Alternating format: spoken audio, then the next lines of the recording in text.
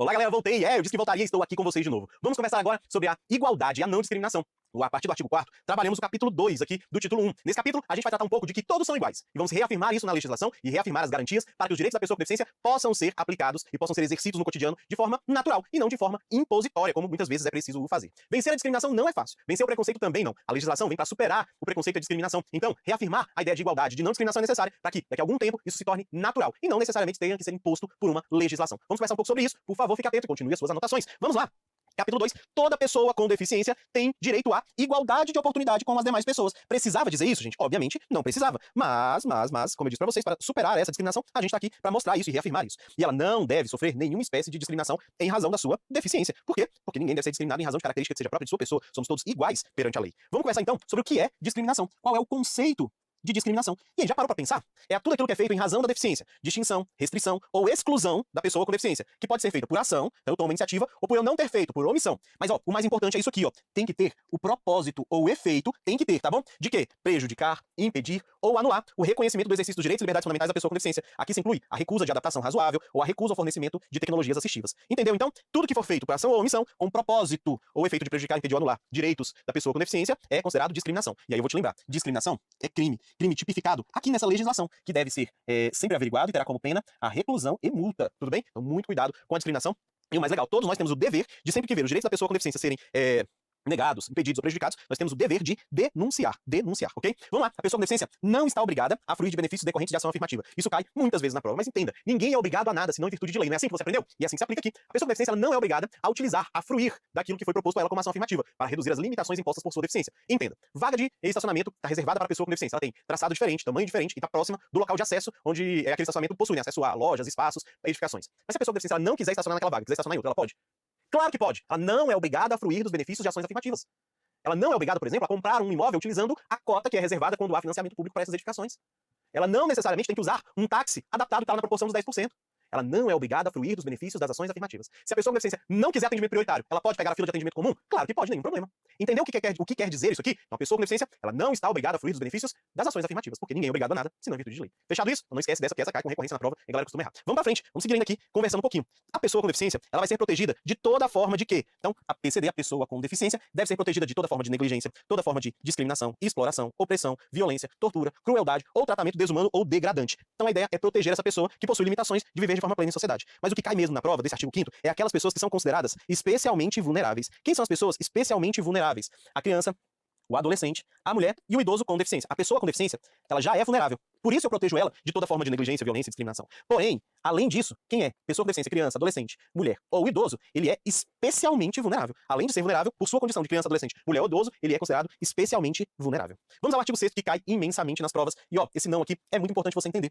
A deficiência não afeta a plena capacidade civil da pessoa. E aí, entenda, ó, o Código Civil, ele trazia essa consideração que a deficiência afetava a capacidade plena da pessoa, então ela podia ser considerada, inclusive, incapaz. Depois do Estatuto, que alterou o Código Civil, não existe mais essa possibilidade. Eu disse isso, não existe essa possibilidade. Pessoa com deficiência não pode ser considerada incapaz. Incapaz apenas os menores de 16 anos. Então a condição aqui é etária, tudo bem? E não da deficiência. E a regra é que a pessoa com deficiência, ela é plenamente capaz. Essa é a regra. E ela pode ser relativizada em algumas ações, mas a regra é que ela é plenamente capaz. Então leva essa consideração para você não errar as suas questões, tudo bem? Então, o artigo 6º ele vai dizer que a deficiência ela não afeta a capacidade civil da pessoa, por quê? Ele vai falar de casamento, de união estável, de adoção, de vários fatores em que a deficiência não afeta em nada e a pessoa vai ter as mesmas garantias da pessoa sem deficiência. Vamos dar uma olhada, veja só. Então, a deficiência não afeta a plena capacidade civil para quê? Para casar-se ou para constituir união estável. A deficiência pode se casar ou pode constituir união estável. Ainda, também não afeta o exercício dos seus direitos sexuais e dos direitos reprodutivos, que não são questionáveis, são os mesmos direitos da pessoa sem deficiência. E ele continua, exercer o direito de decidir sobre o número de filhos e ter acesso a informações adequadas sobre reprodução e planejamento familiar. Assim como as demais pessoas, a pessoa com deficiência também tem essa possibilidade. Conservar a sua fertilidade, sua plena capacidade diz isso. Então é vedada toda forma de esterilização compulsória.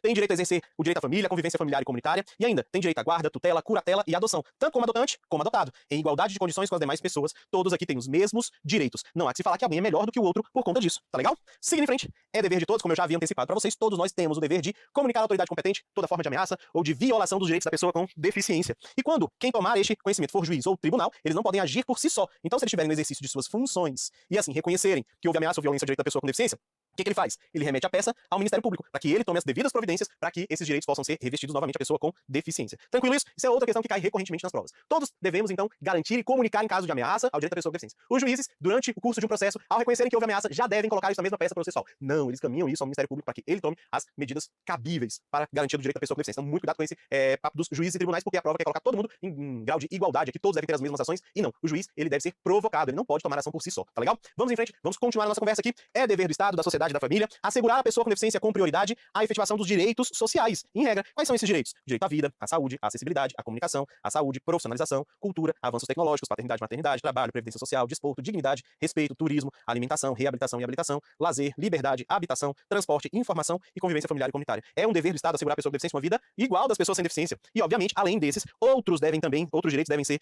garantidos à pessoa com deficiência de acordo com a Constituição e a Convenção sobre os Direitos da Pessoa com Deficiência e seu protocolo facultativo, das leis e outras normas que tenham como função garantir o bem-estar social e econômico da pessoa com deficiência. Lembrem-se, a Convenção Internacional dos Direitos da Pessoa com Deficiência, por ter sido recepcionada no Brasil com as mesmas condições das emendas constitucionais, ela tem status de emenda constitucional. Tudo bem? Lembrem-se disso. Ela está na forma de decreto legislativo 186, mas ela tem status de emenda constitucional. Tudo bem? Por quê, professor Carlinhos? Porque foi recepcionada com as mesmas características da emenda e ela trata de direitos humanos. Então, por isso, ela tem status de Constituição. Fechado? Só pra você não esquecer disso. Nós agora vamos falar de um assunto que também costuma cair, que tem legislação própria, inclusive a Lei 1048 já tratava do atendimento prioritário, mas que foi reafirmada no artigo 9º da Lei 13.146 de 2015. Atendimento prioritário é o quê, professor Carlinhos? É o atendimento de pronto à pessoa com deficiência que tem dificuldade de locomoção ou limitações para exercício da vida social. E o que é atendimento de pronto? É quando a pessoa chega, ela será a próxima a ser atendida. Finalizando o atendimento que está sendo realizado, a próxima a ser atendida é a pessoa com deficiência em razão de sua prioridade. Mas além disso, é ter pessoa especializada para esse atendimento, é ter um local de espera que seja adequado para a pessoa com deficiência, é ter informação adequada para que a comunicação seja efetiva com a pessoa com deficiência, é que ela tenha prioridade no tratamento dos dados que a ela são utilizados, é uma prioridade na tramitação processual, prioridade no recebimento do imposto de renda. Esse é o atendimento prioritário disposto aqui na Lei 13.146. E aí, a gente vai tratar todos eles agora, mas já guarde uma regrinha. Em regra, eles são extensíveis ao acompanhante da pessoa com deficiência, com duas exceções, que é a tramitação processual e o recebimento do imposto de renda. Vamos dar uma olhada nisso? Olha aqui, chegamos à seção única deste capítulo, que é o atendimento prioritário. A pessoa com deficiência tem direito a receber atendimento prioritário com a finalidade de quê? Qual a finalidade desse atendimento prioritário?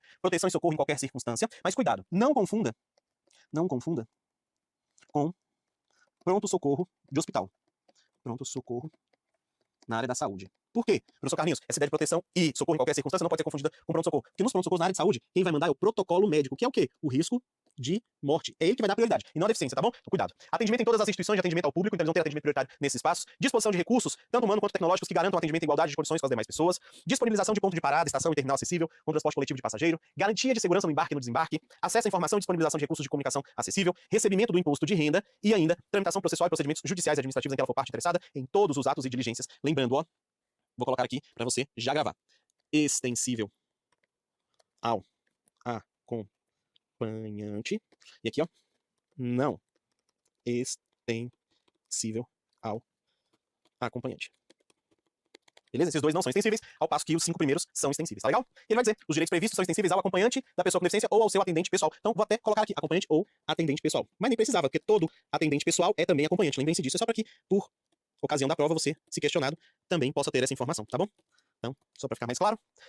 Aí ele diz da exceção, né, que é o 6 e o 7, que a gente acabou de falar. Aí, aquilo que eu também já vinha trago para vocês, nos serviços de emergência, tanto públicos quanto privados, a prioridade conferida por essa lei está condicionada ao protocolo médico, beleza? Então, serviços de emergência, públicos e privados, prioridade conferida, ela está ligada ao quê? Está ligada ao protocolo de atendimento médico. Então aqui estamos falando da área de saúde, tá bom? E o exemplo é o tal do pronto-socorro. No pronto-socorro, vamos dar um exemplo, chegou uma pessoa que tomou 10 tiros, e uma pessoa com deficiência gripada. A pessoa com deficiência vai ter prioridade no atendimento? Não, porque o maior risco de morte é aquela que tomou os 10 tiros lá. Então, atende-se a pessoa que tem maior risco de morte pelos protocolos médicos, depois a pessoa com deficiência. Você já deve ter notado, quando você chega no pronto-socorro, você passa por uma triagem, que vai te dar uma pulseira, vai te identificar com uma cor. Aquela cor é que garante a prioridade, e não diferente disso, tá bom? Então fique atento aqui com relação ao atendimento prioritário. Agora, eu vou fazer uma pausa rapidinho, e daqui a pouco eu volto pra gente começar a conversar sobre os direitos fundamentais da pessoa com deficiência. Posso esperar por você na nossa próxima aula? Obrigado pela sua atenção, obrigado pelas anotações e qualquer dúvida pode contar comigo.